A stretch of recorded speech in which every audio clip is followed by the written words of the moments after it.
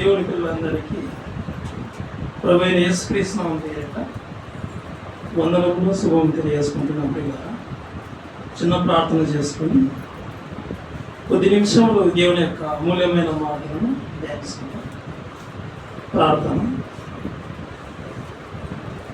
పరలోకమందు ఉన్నటువంటి మా యొక్క తండ్రి, నీ యొక్క పరిశుద్ధమైన ఉన్నతమైన నామం బట్టి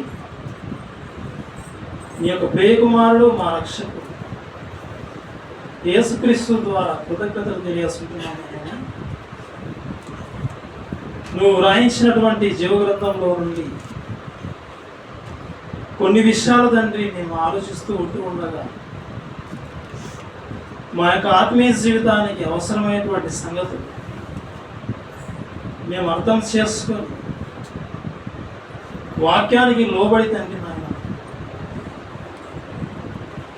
నీ కొరకు నమ్మకంగా బ్రతికే అవకాశం కల్పిస్తాను. చెబుతూ ఉన్నటువంటి నాకు సమయోచితమైనటువంటి జ్ఞానాన్ని అందిస్తామని వింటున్న నీ పిల్లలందరూ ఆయన నామకార్థంగా వినకుండా వాక్యాన్ని పరిశీలిస్తూ ఈ యొక్క అనంత జ్ఞానం తండ్రి నేర్చుకోగలిగే విధంగా కృపసూపమని ముగింపు వరకు ఆయన చక్కటి వాతావరణాన్ని సిద్ధపరచమని ఈ ప్రార్థన నీ ప్రియకుమారుడు అయినటువంటి యేసుక్రీస్తు ద్వారా అడిగి వేడుకొనుచున్నాం తండ్రి. ఆమేన్. ప్రియమైన దేవుని పిల్లలారా, మీకు ముందుగా ప్రకటింపబడిన విధంగా ఈరోజు బైబిల్ గ్రంథంలో నుండి ఒక చక్కటి సందర్భం ఆలోచిస్తూ ఉన్నాము. అదే నీ ఆలోచనకర్తలు ఎవరు? నీ ఆలోచనకర్తలు ఎవరు? ప్రియమైన దేవుని పిల్లలారా, ఆలోచనకర్త అంటే ఆలోచన చెప్పేవాళ్ళు. మనకు ఆలోచన చెప్పేవాళ్ళు ఎవరు అనేది ఈ యొక్క పాఠం తర్వాత వాక్యాన్ని బట్టి మనం విమర్శ చేసుకున్నాం.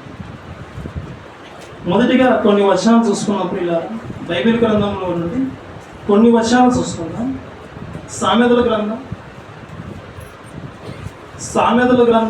11వ అధ్యాయం. సామెతల గ్రంథం 11వ అధ్యాయం 14వ వచనం.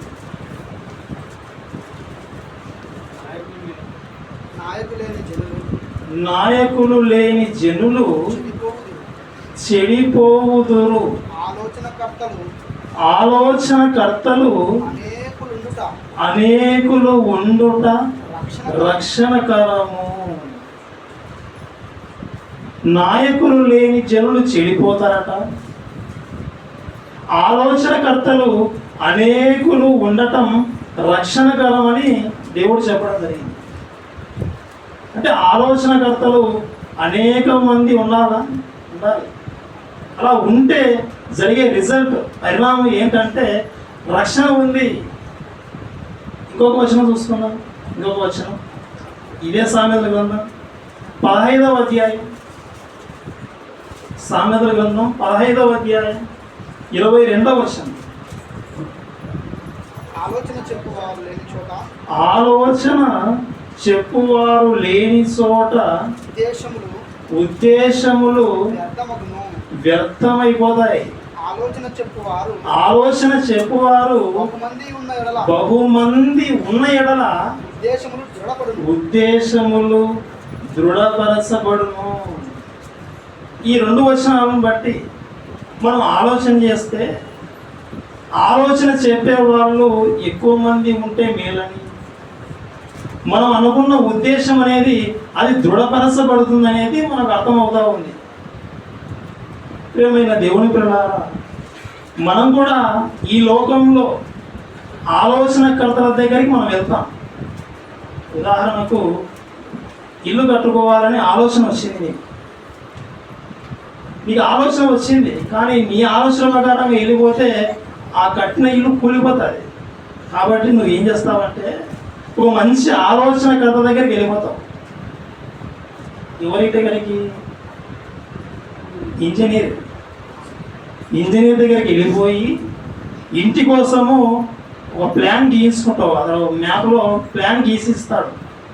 నువ్వు అడగాలి కొన్ని విషయాలు. ఇదిగో బెడ్రూమ్, ఎన్ని రూమ్స్ ఉండాలి, నువ్వు అన్ని వివరణ నీ మనసులో ఉన్న సంగతి నువ్వు బయటికి చెప్తే నీకున్న స్థలాన్ని బట్టి అతను ప్లానింగ్ చేసి ఇస్తాడు. ఇంటి కోసము నువ్వు ఒక ఆలోచనకర్తను సంప్రదిస్తూ ఉన్నావు, అతడే ఇంజనీర్. నీకు రోగం వచ్చింది, ఆ రోగం బాగుపడాలంటే, ఆ రోగం నయం కావాలంటే నువ్వు ఒక ఆలోచనకర్త దగ్గరికి వెళ్ళిపోవాలి. లేకుండా నీ ఆలోచన ప్రకారంగా నువ్వు వెళ్ళిపోయి చిన్న చిన్న ఇంట్లో చిట్కాలు వాడేవనుకో, అవి వికటించాయంటే ఇక నువ్వు చచ్చిపోతావు. నువ్వు ఆలోచనకర్త దగ్గరికి వెళ్ళిపోవాలి, డాక్టర్ అతడు. ప్రియమైన దేవుని పిల్లలు, అదేవిధంగా పిల్లలకు పెళ్లి చేయాలని ఆలోచన వచ్చింది, ఆలోచనకర్త దగ్గరికి వెళ్ళాలి, 10 మందిని అడగాలి. ఇదిగో మ్యారేజ్ బ్రోకర్స్ ఉంటారు, వాళ్ళని సంప్రదించాలి, మంచి ఆలోచన చెప్తారు. ఇదిగో పలానా చోట అబ్బాయి ఉన్నాడు, ఇదిగో పలానా చోట అమ్మాయి ఉంది అని వాళ్ళు చక్కగా చెప్తారు. ఆ తర్వాత వాళ్ళ ఆలోచన చెప్పిన తర్వాత కూడా నువ్వు అన్నీ పరిశీలించుకొని మరి పిల్లలకు పెళ్ళిళ్ళు కుదురుస్తున్నారు. అంటే పెళ్లి చేయడానికి ఒక ఆయన సంప్రదిస్తూ ఉన్నారు, ఇంటిని కట్టుకోవడానికి ఒక వ్యక్తిని సంప్రదిస్తూ ఉన్నారు. వాళ్ళు ఎవరంటే ఆలోచనకర్తలు. నీకున్న స్థలం అది వివాదంలో ఉంది. నీ పక్కన ఉన్న వాళ్ళు ఇది నా స్థలం అంటున్నాడు, నువ్వు నా స్థలం అంటున్నావు. ఈ స్థల వివాదం తీరాలంటే మీ ఇద్దరు ఉంటే సరిపోదు, మీ ఇద్దరు నాదంటే నాది, నాదంటే నాది కొట్లాడుతూ ఉన్నారు. అప్పుడు ఏం చేయాలి? వేరొక ఆలోచనకర్త వెళ్ళిపోవాలి. ఆమె ఆలోచనకర్త దగ్గరికి వెళ్ళిపోతే మీ సమస్యకు పరిష్కారం దొరుకుతుంది. లాయర్ దగ్గరికి వెళ్ళాలి, లేదంటే ఒక భూమి మీద ఉన్నటువంటి వివాదాలు తీర్చే ఒక మనిషి దగ్గర నువ్వు వెళ్ళాలి. అంటే ఆలోచనకర్తలు భూమి మీద మనుషుల మధ్య కనబడతారు. అయితే వాళ్ళ ఆలోచన మంచిగా ఆలోచన చెప్పచ్చు, కొన్ని సందర్భాల్లో అవి రాంగ్ కూడా చెప్పచ్చు. వాళ్ళు చెప్పే ఆలోచన అన్నీ మంచి ఆలోచన అనడానికి లేదు. ప్రియమైన దేవుని పిల్లారా, అయితే బైబిల్లో కూడా ఆలోచనకర్తలు ఉన్నారు, చాలామంది ఉన్నారు. అన్నీ చెప్పాం, కానీ కొన్ని విషయాలు మనం ఆలోచిద్దాం పిల్లారా. మొదటిగా ఆదికాండం 41వ అధ్యాయం. ఆదికాండం 41వ అధ్యాయం మొదటి వచనం నుండి చదువుకున్నాం పిల్లారా. ఆదికాండం 41వ అధ్యాయం 1వ వచనం. 2 ఏళ్ళు గడిచిన తర్వాత ఫరో ఒక కల కనెను. ఇక్కడ ఫరో అనే అతడు ఏం చేస్తున్నాడంటే కల కన్నాడు. ఇది బయట జరిగిన సంఘటన కాదు, ఇది కళ. ఈ కళ కన్నాడు. ఆ కళలో ఏం జరిగిందంటే 2వ వచనం చూద్దాం. అందులో అతడు ఏటి దగ్గర నిలుచుండగా చూపునకు అందమైనవియు బలిసినవునైన 7 ఆవులు ఏటిలో నుండి పైకి వచ్చుచు చెమ్ములో మేయిచుండెను. వాటి తరువాత చూపునకు వికారమై చిక్కిపోయిన మరి 7 ఆవులు ఏటిలో నుండి పైకి వచ్చుచు ఏటి ఒడ్డున ఆ ఆవుల దగ్గర నిలుచుండెను. అప్పుడు చూపునకు వికారమైన చిక్కిపోయిన ఆ ఆవులు చూపునకు అందమై బలిసిన ఆవులను తినివేయుచుండెను. అంతలో ఫరో మేలుకొని కలగన్నాడు. ఆ కలలో దేవుడు ఏం చూపించాడంటే, ఒక ఏటి దగ్గర ఈ ఫరో వెళ్ళి నిలబడ్డాడట. అలా నిలబడినప్పుడు ఆ ఏటిలో నుండి ఆ సౌండ్ చెక్ ఒకసారి. ఏటిలో నుండి ఆవులు వచ్చాయి, 7 ఆవులు వచ్చాయి. ఈ ఆవులు అందంగా ఉన్నాయి, బాగా బలిశాయి, ఆరోగ్యంగా ఉన్నాయి. ఇవి 7 ఆవులు వచ్చి నిలబడ్డాయి. తర్వాత ఇంకా మళ్ళీ ఇంకొక 7 ఆవులు వచ్చాయి. మొదటిగా వచ్చిన ఆవులు ఆరోగ్యంగా ఉన్నాయి, బలంగా ఉన్నాయి. తర్వాత వచ్చిన 7 ఆవులు అవి ఆరోగ్యంగా లేవు, అందవిహీనంగా ఉన్నాయి. మరి ఆ వచ్చినటువంటి చివరి వచ్చిన 7 ఈ మంచిగా ముందు వచ్చినవి ఉన్నాయి కదా, ఆ వాటిని తినుస్తూ ఉన్నాయి, తింటున్నాయి. అప్పుడు ఫరో మేలుకున్నాడు, కలలోని వెలిగి వచ్చాడు, మళ్ళీ నిద్రపోయాడు. మళ్ళీ కళ వచ్చింది చూడండి, 5వ వచనం 6వ వచనం చదువుకుందాం ఒకసారి. అతడు నిద్రించి రెండవసారి కలగనేను, అందులో మంచి పుష్టి గల 7 వెన్నులు ఒక్క దంటున పుట్టుచుండెను. మరియు తూర్పు గాలి చేత చెడిపోయిన 7 పీల వెన్నులు వాటి తర్వాత మొలిచెను. అప్పుడు నిండైన పుష్టిగల ఆ 7 వెన్నులను ఆ పీల వెన్నులు మృంగివేశాం. అంతలో ఫరో మేలుకొని అది కళ అని గ్రహించాను. రెండవ కళ. ఆ కళలో ఏం జరిగిందంటే, ఒక చెట్టుకు వాటి కాసినటువంటి వెన్నులు, మంచిగా కాసినటువంటి 7 వెన్నులు ఉన్నాయి. ఆ తర్వాత 7 వెన్నులు పుట్టాయి. ఆ 7 వెన్నులు పుట్టిన తర్వాత మొదటిగా పుట్టిన వెన్నులను ఈ చివరిగా పుట్టిన 7 వెన్నులు అవి తినేసాయి. అంటే మొదటిగా పుట్టిన వాటిని పాడు చేసేసాయి. ఇది కళ. ఫరో కళ అన్నాడు, 2 కళలు. ఈ కళ భావం ఏంటి అని ఆలోచిస్తూ ఉన్నాడు. ఈ భావం ఏంటి, అసలు ఏంటి ఈ కళ, అసలు నేను ఏం చేయాలి, అసలు దీని యొక్క వివరణ ఏంటి అని ఆలోచిస్తూ ఉన్నాడు. ఎవరు చెప్తారు ఈ భావం? అనేకులకు ఈ మాట చెప్పాడు, ఇదిగో ఈ కళ ఇది అందరికి చెప్తా ఉన్నా కానీ ఎవరు కళ భావం చెప్పకుండా ఉన్నారు. అప్పుడు ఆలోచన చేశాడు, ఎవరు చెప్తారు? మొత్తానికి సమాచారం వచ్చింది, ఇదిగో చెరసాలలో ఒక వ్యక్తి ఉన్నాడు, ఇదిగో అతడే కళ భావం చెప్పగలడనే సమాచారం వెళ్ళింది. అప్పుడు ఫరో అతన్ని పిలిపించాడు. చూడండి 14వ వచనం. ఫరో యేసేపును పిలువనంపెను. కాబట్టి చెరసాలలో నుండి అతని త్వరగా రప్పించి అతను క్షౌరం చేయించుకొని మంచి బట్టలు కట్టుకొని ఫరో యుద్ధకు వచ్చాను. చెరసాలలో ఉన్నాడు, బయటికి తీసుకొని వచ్చారు, అతను బాగా రెడీ చేశారు, రాజు దగ్గర ముందర నిలబెట్టారు. అప్పుడు రాజు ఫరో యేసేపుతో మాట్లాడుతూ ఉన్నాడు. 15వ వచనం. ఫరో యేసేపుతో నేను కలగంటిని, దాని భావము తెలుపగల వారు ఎవరు లేరు. నీవు కలను విన్న ఎడల దాని భావం తెలుపగలవని నిన్ను గూర్చి సమాచారం వింటినని అతనితో చెప్పినందున యేసేపు అంటా ఉన్నాడు, నా వలన కాదు, దేవుడే ఫరోకు క్షేమకరమైన ఉత్తరం ఇచ్చునని ఫరోతో చెప్పాను. కళ భావం చెప్తావంట కదా, కళ చెప్తే అప్పుడు యేసేపు అంటా ఉన్నాడు, నేను చెప్పలేను, నా వల్ల కాదు. ఇదిగో కళ యొక్క భావాన్ని చెప్పేవాడు దేవుడే చెప్తాను. రహస్యములు బయలుపరచాలంటే అది దేవుడి వల్లనే అవుతుంది, నేను కేవలం మనిషిని మాత్రమే. యేసేపు అలా చెప్పాడు. తర్వాత కళ వివరించాడు. అలా కళ వివరించిన తర్వాత దేవుని జ్ఞానం వలన ఆ కళ భావం అనేది యేసేపు గారు ఫరోకు చెప్పారు. నీకు 2 సార్లు కళ వచ్చింది, 2 కళలు కన్నావు. అయితే 2 కళలు కూడా భావం అనేది ఒకటే. ఎందుకు 2 సార్లు వచ్చాయంటే జరగబోయే సంఘటన అనేది త్వరగా జరగబోతుంది, అందుకే నీకు 2 సార్లు కళ వచ్చింది నీకు. ఫరో గారు, ఇదిగో మంచివి 7 ఆవులు ఉన్నాయి కదా, లేదా మంచివి 7 వెన్నులు ఉన్నాయి కదా, అవి ఏంటివంటే విస్తారంగా పంట పండేటువంటి 7 సంవత్సరాలు. తర్వాత 7 ఆవులు బక్కవి వచ్చాయి ఎడిలో నుండి. తర్వాత 7 పీల వెన్నులు వచ్చాయి, అవి సరిగా లేవు. అవి ఏంటో తెలుసా?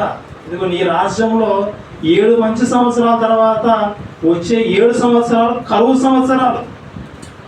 ఈ సమాచారం దేవుడు నీకు చెప్పాడు. ఈ సమాచారం నీకెందుకు చెప్పాడంటే తర్వాత యాకోబు సంతతి ఇక్కడికి రాబోతా ఉన్నారు. వారి క్షేమం విషయమై దేవుడు ప్రణాళికతో ఈ యొక్క కళ నీకు చెప్పాడు. నువ్వేం చేయాలంటే ఫరో గారు, నువ్వేం చేయాలంటే ఇదిగో ముందుగా 7 సంవత్సరాలు మంచిగా పంట పండేటువంటి సంవత్సరాలు వస్తాయి. ఆ సంవత్సరాల్లోనే పంటను సమకూర్చాలి, నువ్వు భద్రం చేసుకోవాలి. తర్వాత వచ్చేటువంటి 7 సంవత్సరాల్లో కరువు విపరీతంగా ఉన్నా కానీ మీకు ఏమాత్రం కొరత ఉండదని మంచి సలహా ఇచ్చాడు. ఎవరు? ఫరో. ఇక్కడ మనం ఆలోచిస్తే యోసేపు గారిని ఏమనొచ్చు అంటే ఒక మంచి ఆలోచనకర్త అనొచ్చు. ఎవరు? ఆలోచనకర్తేనా? యోసేపు గారు ఆలోచనకర్తేనా? ఆలోచనకర్తే. ఇంకొక ఆలోచనకర్త గురించి ఆలోచిద్దాం. సమూయేలు మొదటి గ్రంథం, సమూయేలు మొదటి గ్రంథం 22వ అధ్యాయం.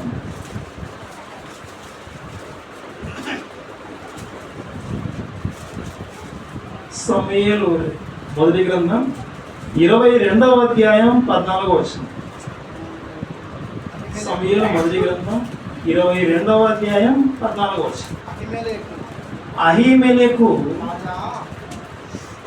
ఇక్కడ సందర్భం ఏంటంటే సౌలు అహీమెలెకు. సౌలు ఒకవైపు ఉన్నాడు, అహీమెలెకు ఒకవైపు ఉన్నాడు. వారిద్దరి మధ్య సంభాషణ జరుగుతూ ఉంది. అప్పుడు అహీమెలెకు ఏం మాట్లాడుతూ ఉన్నాడో చూద్దాం. అహీమెలెకు, రాజా, రాజునకు అల్లుడై నమ్మకస్తుడై ఆలోచనకర్తయై నీ నగరిలో ఘనత వహించిన దావీదు వంటి వాడు నీ సేవకులందరిలో ఎవడున్నాడు? రాజా, సౌలు, నువ్వు రాజుగారు, నీ సేవకుడు, నీకు అల్లుడు, నీకు ఆలోచనకర్త, నీ అల్లుడే, ఆయనే దావీదు. ఆయన లాంటి వాడు ఎవడున్నాడని అహీమెలెకు మాట్లాడుతూ ఉన్నాడు.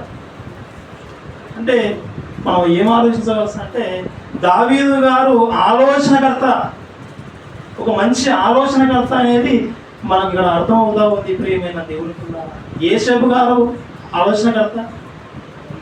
ఇక్కడికి వచ్చేసరికి దావీదు గారు ఆలోచనకర్త.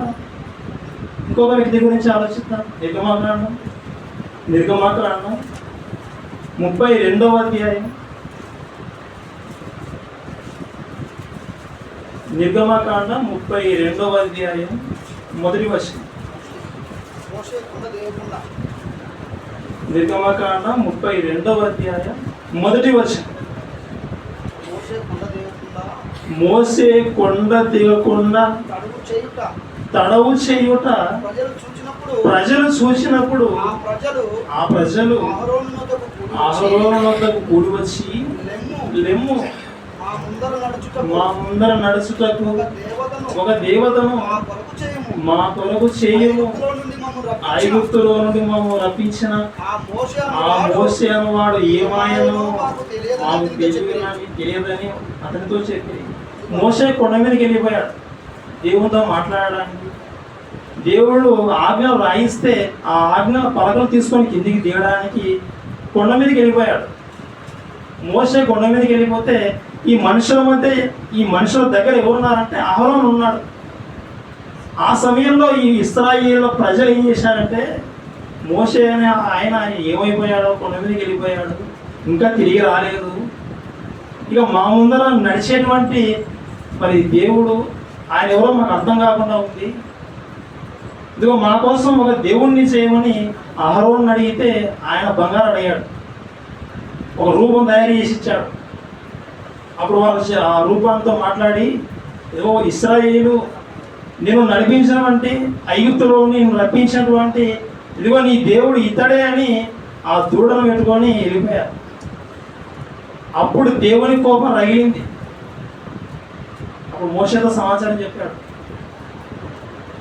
చూడండి ఒకసారి 10వ వచనం, 9వ వచనం చదువుతాం ఒకసారి. 9వ వచనం.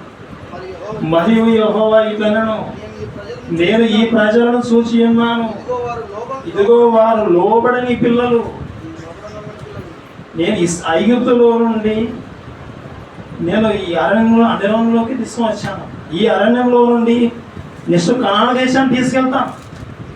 ఇలా తీసుకురావడానికి ఐగుప్తులో ఉన్నటువంటి బానిసకు సంఖ్యలో నుండి నేను బయటికి తీసుకొని వస్తే, నేను దేవుణ్ణి అయితే వాళ్ళు వేరొక దేవుని తయారు చేసుకొని దానికి మృక్కుతూ ఉన్నారు. కాబట్టి నా కోపం రగిలింది మోషే, నా కోపం మండెను. 10వ వచనం. అప్పుడు దేవుడు చెప్తా, నీవు ఊరకుండుము, నా కోపము వారి మీద మండును, నేను వారిని కాల్చివేసి నిన్ను గొప్ప జనముగా చేసేదనని మోషేతో చెప్పగా. ఇక్కడ దేవుడు చెప్పాడు, మోషే ఇదిగో నువ్వు మాత్రం మధ్యలో రావకు, ఇదిగో ఈ ప్రజలు లోపడలేదు, వీళ్ళు నేను దహించేస్తాను, నువ్వు మధ్యలో రావాకని చెప్పాడు. అప్పుడు అయినా కానీ మోషే ముందుకు వచ్చాడు. ముందుకు వచ్చి దేవునికి ఒక చక్కటి సలహా చెప్పాడు. చూడండి 12వ వచనం. 12వ వచనం 12వ వచనం చదవండి. ఆయన కొండలలో వారిని చంపునట్లు, భూమి మీద నుండి వారిని నశింపచేయునట్లు, కీడు కొరకే వారిని తీసుకొని పోయినని ఐగుప్తులు ఏల చెప్పుకొనవలెను. నీ కోపాగ్ని నుండి మల్లుకొని నీవు నీ ప్రజలకు ఈ కీడు చేయక దాని గురించి సంతాపడు. వాళ్ళు లోబడలేదు, వాళ్ళని చంపేస్తానని నువ్వు ఇలా మాట్లాడుతూ ఉన్నావు. ప్రభువా నువ్వు అలా చేయకూడదు ప్రభువా. నువ్వు ఇక్కడ నీ కోపం అయితే వచ్చింది, వాళ్ళు నిన్ను ఫాలో కావలేదు, నీ కోపం వచ్చింది, నువ్వు ఒకవేళ వాళ్ళని చంపేసావు అనుకో, చుట్టూ ఉన్న జనాలు ఏమనుకుంటారంటే వాళ్ళ దేవుడు తీసుకొని పోయాడు బయటికి, కనానుకు చేరుస్తానని. కానీ తీసుకొని వెళ్ళినప్పుడు మార్గ మధ్యలోనే అరణ్యంలో చంపేశాడు, నీ గురించి అందరూ చెడ్డగా చెప్పుకుంటారు, నువ్వు వారి మీద కోపడా. కానీ మోషే గారు దేవునికే సలహా ఇచ్చాడు. దేవునికి అన్ని విషయాలు తెలియదా? దేవుడు సలహా తీసుకుంటాడా? ప్రియమైన దేవుని పిల్లారా, అప్పుడప్పుడు మనుషులు కూడా ఆలోచన చేస్తారు, తమ పిల్లలనే సలహాలు అడుగుతారు, తమ గర్భాన పుట్టిన పిల్లలను సలహాలు అడుగుతారు. పిల్లలను చూద్దాం వాళ్ళు ఏం సలహా చెప్తారు. ఇక్కడ దేవుడు కూడా మోషేను నువ్వు అడ్డు రావాలని చెప్పాడు. అయినా కానీ మోషే గారు ముందుకు వచ్చాడు. ఆయన ముందుకు వచ్చి చక్కటి సలహా చెప్పాడు. దేవుని కోపాన్ని అణిచివేసే విధంగా ఒక మంచి ఆలోచన చెప్పినటువంటి వ్యక్తిగా ఎవరు కనబడతా ఉన్నారంటే మోషే గారు. అంటే మోషే గారు ఈయన కూడా ఎలాంటి వాడు? ఆలోచనకర్త. ఒకరోజు యోసేపు గారు మంచి ఆలోచన చెప్పాడు, కరువు వస్తూ ఉంది, దాన్ని భద్రపరుచు. తర్వాత దావీదు గారు మంచి ఆలోచనకర్తగా మనకు కనబడుతూ ఉంది. మోషే గారు దేవునికే సలహా ఇచ్చేంత వాడిగా ఎదిగిపోయాడు గొప్పగా. మోషే గారు కూడా ఒక మంచి ఆలోచనకర్త. ప్రియమైన దేవుని పిల్లల, ఇలా వీళ్ళందరూ మంచి సలహాలు ఇచ్చారు, మంచి ఆలోచనకర్తలుగా వీళ్ళు మిగిలారు. కారణం ఏంటి? అసలు వీరికి ఉన్నటువంటి జ్ఞానం ఎక్కడిది? దొంగతో సహవాసం చేస్తే ఖచ్చితంగా దొంగలుగా మారే అవకాశం ఉంది. వ్యభిచారితో సహవాసం చేస్తే ఖచ్చితంగా వ్యభిచారులుగా మారే అవకాశం ఉంది. చెడ్డవాళ్ళతో సహవాసం చేస్తే ఖచ్చితంగా చెడ్డవాళ్ళగా మారిపోయే అవకాశం ఉంది. అబద్ధికులతో సహవాసం చేశామంటే మనం కూడా అబద్ధాలు చెప్తాం. ప్రియమైన దేవుని పిల్లలారా, అదేవిధంగా మంచి జ్ఞానవంతులతో ఫ్రెండ్షిప్ చేసామనుకో, సహవాసం చేసామనుకో, మనకు కూడా వాళ్ళ దగ్గర నుండి కొంచెం జ్ఞానం వస్తుంది.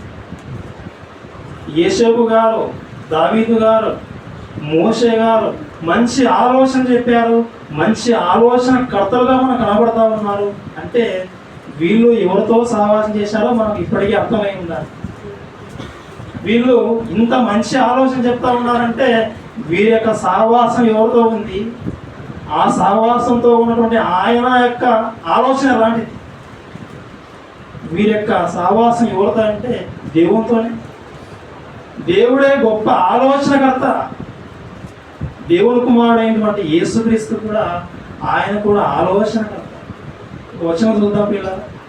యెషయా గ్రంథం 9వ అధ్యాయం, యెషయా గ్రంథం 9వ అధ్యాయం 6వ వచనం. ఏలైనగా మనకు శిశువు పుట్టెను, కుమారుడు అనుగ్రహింపబడెను, ఆయన భుజం మీద రాజ్యభారం. ఆశ్చర్యకరుడు, ఆలోచనకర్త, బలవంతుడైన దేవుడు, నిత్యుడగు తండ్రి, సమాధానకర్తయు అధిపతి అని పేరు పెట్టబడును. ఈ వచనంలో ఒక పదం కనబడింది ఇప్పటికే, ఆలోచనకర్త. అంటే ఆయన ఆలోచనకర్త.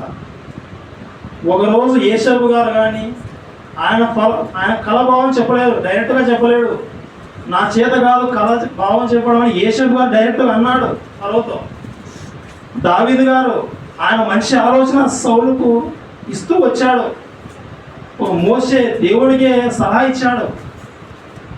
వీళ్ళు ఆలోచనకర్తలుగా నిలవబడ్డారు. వీరి యొక్క సహవాసం దేవునితో ఉంది. దేవుడు ఆలోచనకర్త. దేవుని కుమారుడైనటువంటి యేసుక్రీస్తు కూడా ఆయన ఆలోచనకర్త. ఆయనకు ఆలోచనకర్త అని పేరు పెట్టబడుతుందని వాక్యం కూడా వ్రాయబడింది. ప్రియమైన దేవుని పిల్లారా, ఇంతవరకు బాగానే ఉంది. బైబిల్లో ఆలోచనకర్తలను చూసాం. అయితే మన గురించి ఆలోచిద్దాం. మన ఆలోచనకర్తలు ఎవరు? మనకు ఆలోచన చెప్పే వాళ్ళు ఎవరు? ఎవరి ఆలోచన ప్రకారంగా మనం భూమి మీద ఈ జీవితం గడుపుతున్నాం? మనం ఒకసారి ఆలోచిస్తే మన ఆలోచనకర్త మొదటిగా చూద్దాం. మొదటిగా మన ఆలోచనకర్త ఎవరంటే మన శరీరం. మన శరీరమే మన ఆలోచనకర్త. ఎందుకంటే ఏదైనా రోగం వచ్చిందనుకో శరీరం చెప్తారు, ప్రార్థనకు పోగొట్టే ఏమైంది, అసలు ఈ బాధ, ఇంత బాధతో ఉన్నాము, అసలు రెస్ట్ తీసుకోవచ్చు కదా, హాస్పిటల్కి వెళ్ళిపోవచ్చు కదా అని సలహా చెప్తారు. మంచిదే, సలహా మంచిదే. అది చెప్పడం ఏ రోజు చెప్తా అంటే సండే రోజే చెప్తారు. సోమవారం కానీ మంగళవారం కానీ మిగతా రోజుల్లో ఈ మాట చెప్పి సలహా చెప్పి చక్కగా హాస్పిటల్ తీసుకెళ్ళి రోగాన్ని చూపించుకోదు. సండే రోజే గుర్తు చేస్తుంది, వెళ్ళిపో, రోగంతో చచ్చిపోతావు, నేనేమైపోవాలని శరీరమే చెప్తారు. ప్రియమైన దేవుని పిల్లలారా, ఇంకా ఆలోచిస్తే ఈ శరీరం ఏం చెప్తారంటే, ఇదిగో నువ్వు ఈ మందిరానికి వెళ్ళిపోతావు, వెళ్ళిపోయిన తర్వాత నేను ఎవరు గుర్తిస్తారు? నేను అసలు ఎవరు పట్టించుకుంటారు? నేను పలకరించే వాళ్ళు లేరు, వర్ణా చెప్పేటం లేరు, నీకు అసలు విలువే లేదు, నువ్వు ఎందుకు మందిరానికి పోతావు? సలహా శరీరం ఇలా చెప్తారు. ఈరోజు మటన్ తెచ్చాం, చక్కగా వండి నాకు పెట్టచ్చు కదా, ప్రార్థన వెళ్ళిపోయి అక్కడ ఉండడం ఎందుకని శరీరం ఇలా చెప్తారు. అంటే శరీరం ఏం చెబితే అది వింటాం అన్నమాట. అంటే మన ఆలోచనకర్త శరీరంగా మనకు కనబడతా ఉంది. మన ఆలోచనకర్త శరీరం. అది లేయమంటే లేస్తాం, కూర్చోమంటే కూర్చుంటాం, అది చెప్పినట్టుగానే మనం వింటాం. కానీ మన శరీరంలో ఆత్మ కూడా ఉంది. మనం వినవలసింది శరీరం మాట కాదు, మనం వినవలసింది ఆత్మ మాట. ఆత్మ సిద్ధమే, ఆత్మ సిద్ధమే, శరీరం బలహీనం. ఆత్మానుసారంగా వెళ్ళండి. బైబిల్లో ఎన్నో సందర్భాలు ఉన్నాయి. ప్రియమైన దేవుని పిల్లలారా, మన ఆలోచనకర్త శరీరమా? శరీరం చెప్పినట్టుగా నువ్వు వింటున్నావా? అయితే నీకు నష్టం జరుగుతుంది. ఇదిగో దేవుడు ఆలోచనకర్త. దేవుడు చెప్తా ఉన్నాడు నీకు, శరీరం మాట వినకు అని దేవుడు చెప్తా ఉన్నాడు. శరీరం మాట వింటే, శరీరమే ఆలోచనకర్త అని శరీరాన్ని ఫాలో అవుతే ఇక నీకు జరిగేది నష్టమే. ఇక రెండవ దాని గురించి ఆలోచిద్దాం. ఒకటి శరీరం ఆలోచనకర్త. ఇక రెండవది మన చుట్టూ ఉన్న మనుషులే మనకు ఆలోచనకర్తలు. మన చుట్టూ ఉన్నటువంటి మనుషులే ఆలోచనకర్తలు. ఎందుకంటే పక్కనున్న వాళ్ళు ఏం చెప్తారో అవే మనం ఫాలో అవుతాం ఖచ్చితంగా. మనం మన కోసం బ్రతకడం లేదు, మన చుట్టూ ఉన్న మనుషుల కోసం మనం బ్రతుకుతూ ఉన్నాం. ఉదాహరణకు ఒక చిన్న ఒక చిన్న స్టోరీ, ఒక 2 లైన్లు ఉంటారు అంతే, మీరు కూడా చూసే ఉంటారు. ఒక వ్యక్తి, ఒక ఇద్దరు ఫ్యామిలీ, ఒక భార్య భర్త ఒక గాడిదని తీసుకొని వెళ్ళిపోతూ ఉన్నారు. భార్య భర్తలు ఇద్దరు ఒక గాడిదను తోలుకొని తీసుకెళ్తూ ఉన్నారు. అప్పుడు చుట్టుపక్కల ఆ దారిలో ఉన్నటువంటి మనుషులు మొదటిగా కొంతమంది కనబడ్డారు. అప్పుడు వాళ్ళ గురించి మాట్లాడుతూ ఉన్నారు. అసలు ఏంటి వీళ్ళిద్దరు ఇలా వెళ్తూ ఉన్నారు, గాడిద ఉంది కదా, గాడిద మీద కూర్చొని పోవచ్చు కదా అని ఆ మాట అంటున్నారు. ఆ మాట వాళ్ళకి వినబడింది. ఆ మాట అనేసరికి వాళ్ళు ఏం చేశారంటే, అదే నిజమే కదా, వాళ్ళు అనుకునేది కరెక్టే కదా, గాడిద ఉంది, మన ఇద్దరం నడుచుకుంటూ వెళ్ళిపోతా ఉన్నాము అని గాడిద ఎక్కి కూర్చున్నారు. అలా కొంచెం దూరం వెళ్ళిపోయారు. మళ్ళీ కొంతమంది మనుషులు కనబడ్డారు. ఇద్దరు కూర్చున్నారు. ఆ గాడిద ఏమైపోవాలి, అది మోయాల పోతా పందులాగా ఉన్నారు ఇద్దరు. ఈ మాట వాళ్ళు అనుకునేసరికి వీళ్ళని వాళ్ళనే మాట ప్రకారం వీళ్ళు దిగారు. ఇద్దరు వద్దు కానీ కనీసం ఒకరన్నా కూర్చున్నామని భార్యను కూర్చోబెట్టాడు. నడుచుకుంటూ వెళ్ళిపోతా ఉన్నారు. మళ్ళీ కొంతమంది మనుషులు కనబడ్డారు. అసలు ఈమె చూడు, అసలు ఇంట్లో పెత్తనం అంతా ఈమె తినకుండా భర్తను నడిపిస్తూ ఉంది, ఆ గాడిద మీద చక్కగా కూర్చుని మనుషులు మాట్లాడడం దిగింది ఆమె. ఈ అవమానం నాకు వద్దు, నువ్వే కూర్చొని. భర్త కూర్చున్నాడు, భార్య గాడిద వెంట నడుచుకుంటూ వస్తుంది. మళ్ళీ కొంతమంది మనుషులు కనబడ్డారు. ఈ ఒక దరిద్రుడు భార్యను అసలు నడిపిస్తా అంటాడు, ఆడమని కూడా ఏడ చూడకుండా ఇంట్లో ఎంత హింసిస్తాడో అని ఇలా మాట్లాడారు. అంటే పక్కన ఉన్న మనుషులు ఏమనుకుంటారో వాళ్ళ ప్రకారంగా మనం వెళ్తాం. మన లైఫ్ అలా ఉంది. మనుషుల ఆలోచన ప్రకారంగా మనం వెళ్తూ ఉన్నాం. ప్రియమైన దేవుని పిల్లారా, భర్తలు డ్యూటీకి వెళ్ళిపోతారు, పనికి వెళ్తారు. మరి ఇంటి దగ్గర ఆడవాళ్ళు ఉంటారు కదా, పనులన్నీ అయిపోయిన తర్వాత, పిల్లలు స్కూల్కి వెళ్ళిన తర్వాత భర్తలు డ్యూటీకి వెళ్ళిపోతారు. ఇంకా తర్వాత ఇంట్లో ఉన్న స్త్రీలు వాళ్ళు డ్యూటీకి వెళ్తారు. పక్కన ఉన్న ఇంట్లో ఉన్న ఇరుగురు వాళ్ళతో మాట్లాడడానికి డ్యూటీ, మాట్లాడమే ఒక డ్యూటీ. కూర్చొని మాట్లాడితే పక్కన వాళ్ళు, దారిలో పోయే వాళ్ళు ఏదైనా అనుకుంటారు, మీకేం పని పాడలేదు అనుకుంటారని ఒక చిన్న చేట తీసుకొని అందులో బియ్యం వేసుకొని, రాళ్ళు లేకపోయినా రాళ్ళు తీసుకొని రాళ్ళు అట్లా కలుపుకొని రాళ్ళు ఒక్కొక్కటి ఏరుకుంటూ మాట్లాడుకుంటూ, ప్రియమైన దేవుని పిల్లరా, ఎన్నో విషయాలు మాట్లాడతారు. ఇంట్లో నాకు వాల్యూ లేదని ఇలా చెప్తే ఒక సలహా ఇస్తారు. అతను చెప్పు చదువులు ఉండకూడదు, అసలు నీ కొంగు మూడేసుకోవాలి నువ్వే అని ఇలా సలహా చెప్తారు. ఇంటికి వచ్చిన తర్వాత ఇక స్టోరీ మారిపోతారు. ఏమి ఇలా జరిగిందంటే ఎవరో ఆలోచన చెప్పారు. వాళ్ళ ఆలోచన ప్రకారంగా మన కుటుంబంలో నడుస్తూ ఉంటారు. ప్రియమైన దేవుని పిల్లల, ఆలోచనకర్తలు మనుషులు ఉంటారు. వాళ్ళ ఆలోచన ప్రకారంగా మనం వెళితే అవి మంచివైతే ఫాలో కావాలి, ఒకవేళ చెడ్డవైతే అది మనకు నష్టం, మన కుటుంబాలకి నష్టం. ప్రియమైన దేవుని పిల్లల, మన శరీర ప్రకారంగా మనం నడుచుకోకూడదు. ఎవరో చెప్పినటువంటి మాట ప్రకారంగా మనం ఫాలో కాకూడదు. ఇక మూడవది, ఈరోజు ప్రతి ఒక్కరి చేతుల్లో సెల్ ఫోన్ ఉంది. ఈ సెల్ ఫోన్ కూడా నీకు ఆలోచన కట్టి, ఇల్లు లేని వాళ్ళైనా కానీ ఉన్నారు కానీ దేశంలో. అందుకే ఈరోజు గవర్నమెంట్ సంవత్సరం ఏ గవర్నమెంట్ వచ్చినా కానీ ఇల్లు మంజూరు. అంటే ఇల్లు లేవంటే లేవు, కొత్తగా పిల్లలు పుడుతున్నారు, కొత్త కుటుంబాలు ఏర్పడుతున్నాయి, వాళ్ళకు ఇల్లు కావాలి. ఇల్లు లేని వాళ్ళైనా కానీ ఉన్నారు కానీ సెల్లు లేని వాళ్ళు లేరు. సెల్లు ఏది చెబితే అదే వింటాం మనం.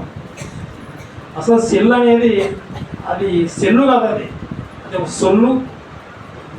ఏమైనా దేవుని పిల్లారా, ఆ సెల్లు చెప్పినట్టుగానే మన ఆలోచన వెళ్తారు. అది లేమంటే లేస్తాం మనం, అది కూర్చోమంటే కూర్చుంటాం, అది నిద్రపోమంటే నిద్రపోతాం. ఉదయం 5 గంటలకు అలారం మోగుతుంది. అలారం మోగితే అది లేపుతుంది, లేయి పైకి లేయి, నిద్ర లేయి. అది లేవమంటే లేస్తావు, లేదా నీ కోపం వచ్చిందంటే సెల్లు మొదలుకొడతావు.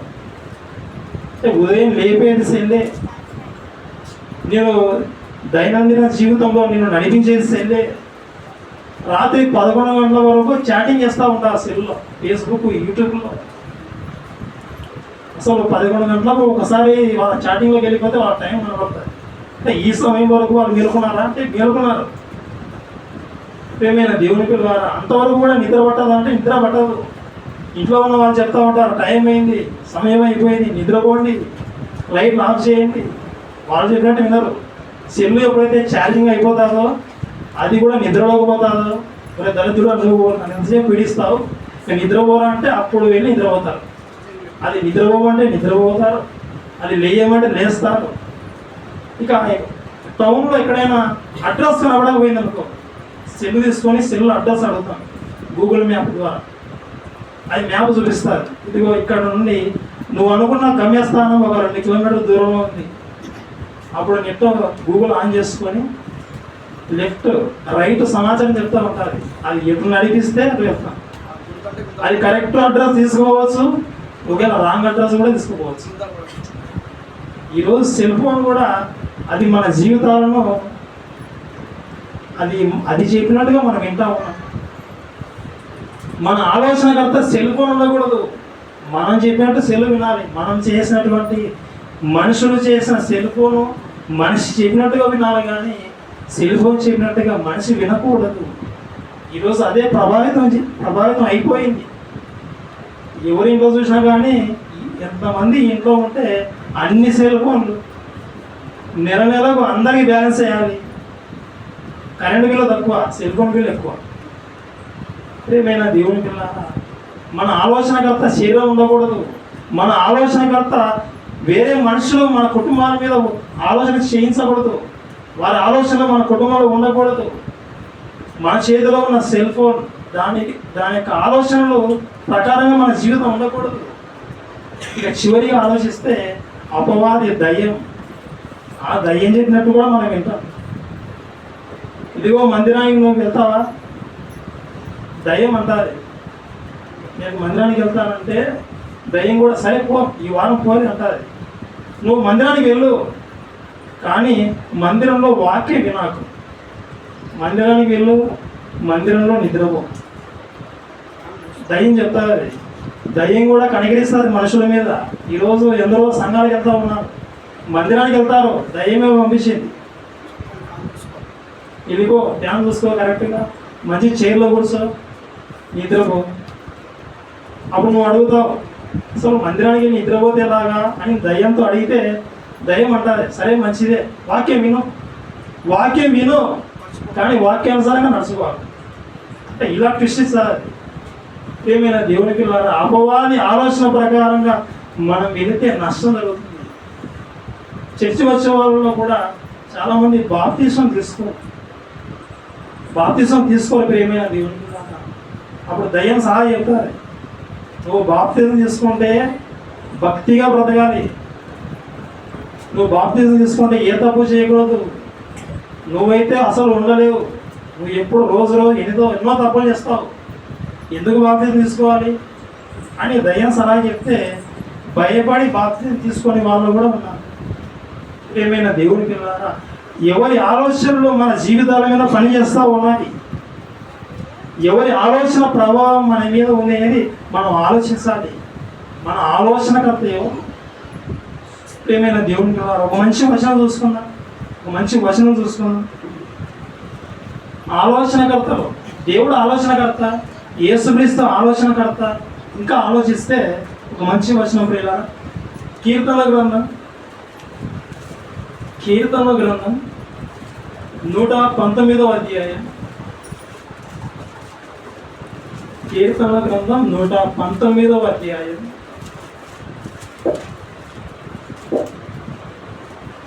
14వ వచనం.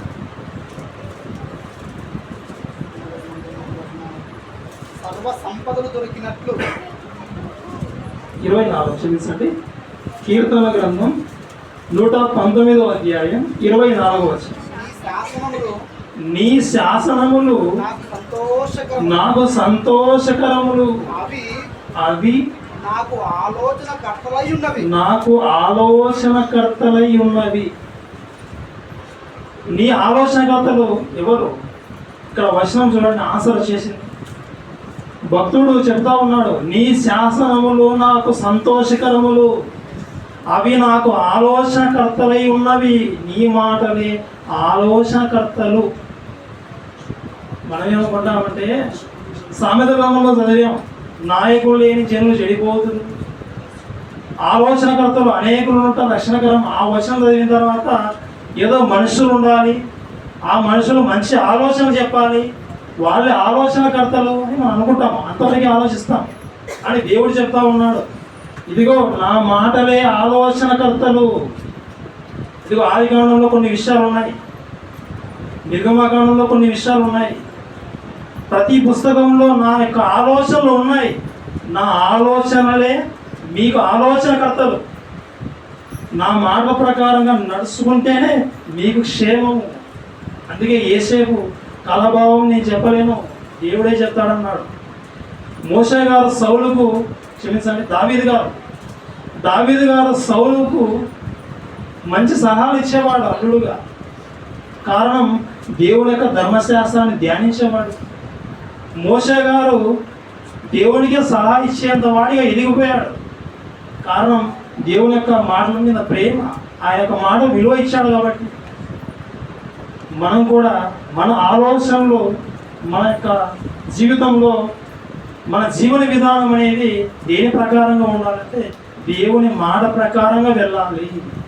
దేవుని మాట అది చెబితే చేయాలి, వద్దంటే చేయకూడదు. మన ఆలోచనకర్త ఏముండాలంటే దేవుని మాటే.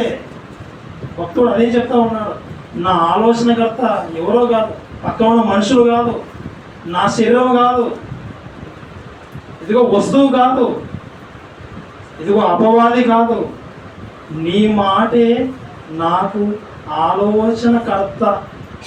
నీ మాట చెబితే నేను వింటాను. ఎన్నో విషయాలు చెప్పాడు దేవుడు. ఇదిగో స్త్రీలకు, భార్యలారా మీరు మీ పురుషులకు లోబడి, మంచి ఆలోచన. ధనం గురించి, ధనమును నమ్ముకున్నవాడు పాడైపోను, మంచి మాట, మంచి ఆలోచన దేవుడు చెప్పాడు. నిన్ను వల్ల నీ పొరుగు వారిని ప్రేమించుడి, మంచి ఆలోచన చెప్పాడు. ఇవన్నీ మంచి ఆలోచనలు. దేవుడు చెప్పినటువంటి ఆలోచన ప్రకారంగా మన లైఫ్ ఉంటే బాగుంటుంది. ప్రేమైన దేవుడు మన యొక్క జీవితంలో దేవుని యొక్క మాటలు ఉంటే మన కుటుంబంలో నెమ్మది, మనం చేసే పనిలో కూడా అది సక్సెస్ అవుతుంది కంపల్సరీ. అని విచిత్రం ఏంటంటే మనుషుల మధ్య జరిగే విచిత్రమైన సందర్భాలు ఎలా ఉంటాయంటే సలహాలు అడుగుతారు, మంచి ఆలోచన చెప్పమంటారు, కానీ ఎవరినాడా కాదో తెలియదు. దేవుడు జ్ఞానం తెలియమని అడిగితే ఏది పడితే అది చెప్తారు. నీకు మంచి ఆలోచన చెప్పాలంటే దేవుని యొక్క మాటలు ధ్యానించే వాళ్ళను అడిగితే మంచి సలహా వాక్యానుసారంగా చెప్తారు. ఇంకొంతమంది ఆలోచనలు అడుగుతారు. ఎప్పుడు అడుగుతారంటే వాళ్ళు కొన్ని విషయాలు నిర్ణయం తీసుకొని వాళ్ళ మైండ్లో పెట్టుకొని వాళ్ళు ఒక నిర్ణయంకి వచ్చింటారు, అంతే, నిర్ణయంకి వచ్చి ఉంటారు, తర్వాత లేదనకుండా అడుగుతారు. అలా అడిగితే అసలు ఏం ఆలోచన చెప్పాలి? ఎందుకంటే ఆల్రెడీ ఫిక్స్ అయిపోయారు కదా. ప్రియమైన దేవుని పిల్లారా, మన ఆలోచనకర్తలు ఎవరు? మన ఆలోచనకర్తలుగా ఎవరు ఉండాలంటే నీ శరీరం మాట నువ్వు వినకూడదు, మనుషుల మాట వినకూడదు, వస్తువుల మాట వినకూడదు. ఉదాహరణకు సెల్ఫోన్, అపవాది చెప్పిన మాట వినకూడదు. దేవుడు ఏది చెబితే అది వినాలి. ముందుకు వెళ్ళమంటే వెళ్ళాలి, వెనక్కి రమ్మంటే రావాలి. అలా ఉంటే మనకు ప్రశాంతత, మనకు నెమ్మది, మనం అనుకున్నది సక్సెస్ అవుతుంది.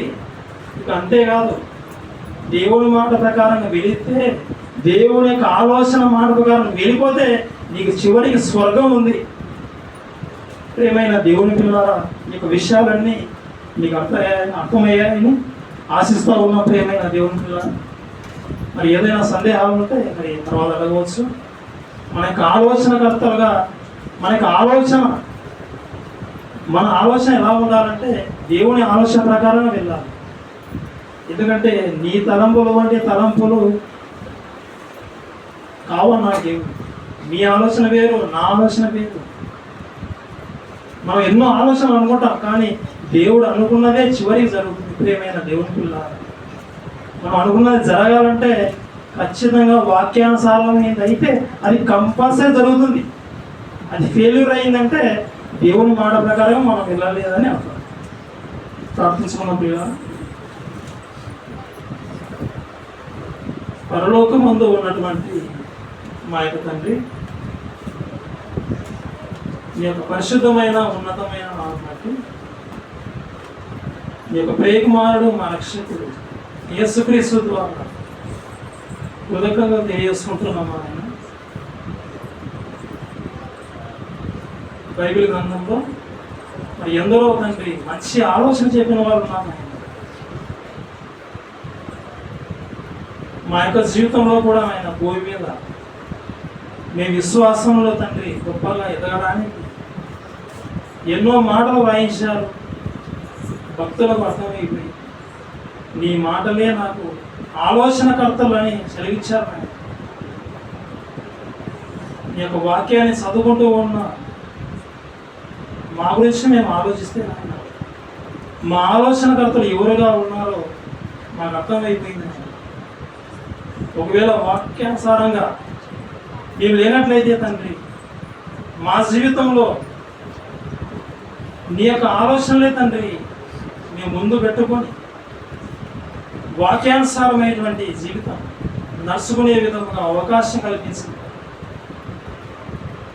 కూడి వచ్చినటువంటి ప్రతి ఒక్కరిని తండ్రి జ్ఞాపకం చేసుకుని పరసంబంధమైన ఆశీర్వాదంతో దీవించమని నిశ్చితమైతే భవిష్యత్ కాలంలో మరిన్ని సంగతులు నేర్చుకోవడానికి తెలుసుకోవడానికి అవకాశం కల్పించమని ఈ ప్రార్థన నీ ప్రియకుమారుడు అయినటువంటి యేసుక్రీస్తు ద్వారా అడిగి వేడుకొనిచున్నాం తండ్రి. ఆమేన్.